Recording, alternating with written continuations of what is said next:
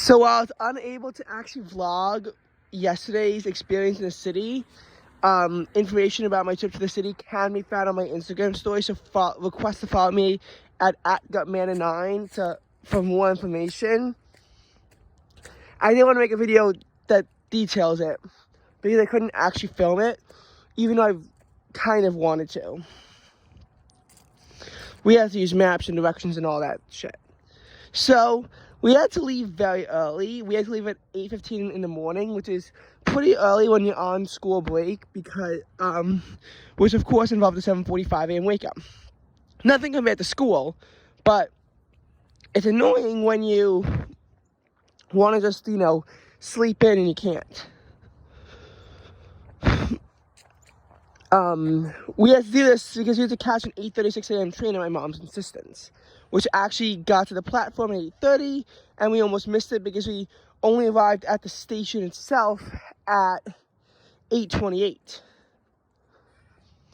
The train made its way to Grand Central Station in the terminal at about 9:20. We got stuck in the East River Tunnel underground first. After that, it took us a bit of time to get out of Grand Central. We didn't make our way out of it, as a matter of fact, until 9:35 in the morning. Now, I knew that if we went straight there, we'd get there shortly after 10, and we'd be really early, which is why I wanted to take a later train. My mom said no, saying that there could be delays and that we had to get there very early.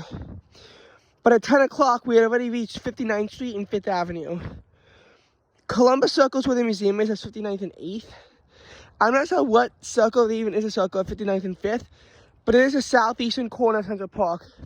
We actually walked in and took that instead of taking 59th to 6th before we continued down 59th, and we were in Central Park until 10:13. In it, we saw the entrance of the Central Park Zoo, but we couldn't go in. And I also got a picture of the ice skating rink at Central Park. Central Park really is jam-packed and filled of fun things to do because it is New York City's most famous and as well as its biggest park.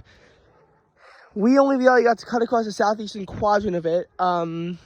We also had to take the famous bridge over the pond, but I'm not sure what the name of it is, and that I couldn't get as an Instagram photo. And we got to the museum at about 10:30. They let us in early, even though our tickets were for 11 for the Taylor Swift exhibit. While I was done looking around by 10:50, we wound up staying until 11:15 because they had a 51-minute playlist of all of her music. We got there during Lover, and then we saw Folklore and Cardigan and Willow. All 12 of us was painful to listen to.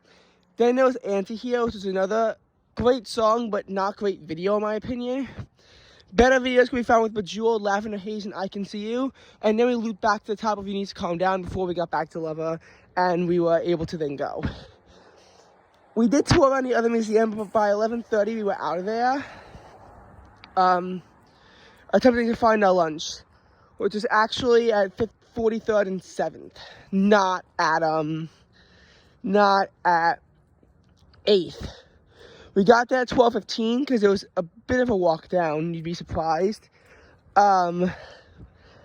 We finished at 1, eating at the Hard Rock Cafe, and then we went shopping for a little bit. We didn't buy anything, and at 1:08, we had a tough decision to make.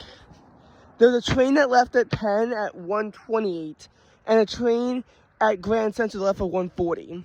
It was 16 minutes to Penn Station, and even though my mom wanted to go down, we would have had to have gone down all the way from 43rd down to 34th Street, and it would have been 16 minutes. We couldn't make it, so we didn't go to Penn, even though that was our plan. We went back to Grand Central, so instead we cut across 43rd down to Madison Avenue. Unfortunately, we wound up not realizing where the LIRR was, and we got lost in the terminal. So despite getting there at 1:20, we still almost missed our train completely. And our train was a 1:40 train that wound up not getting us back until a little after 2:30 at the Hicksville station.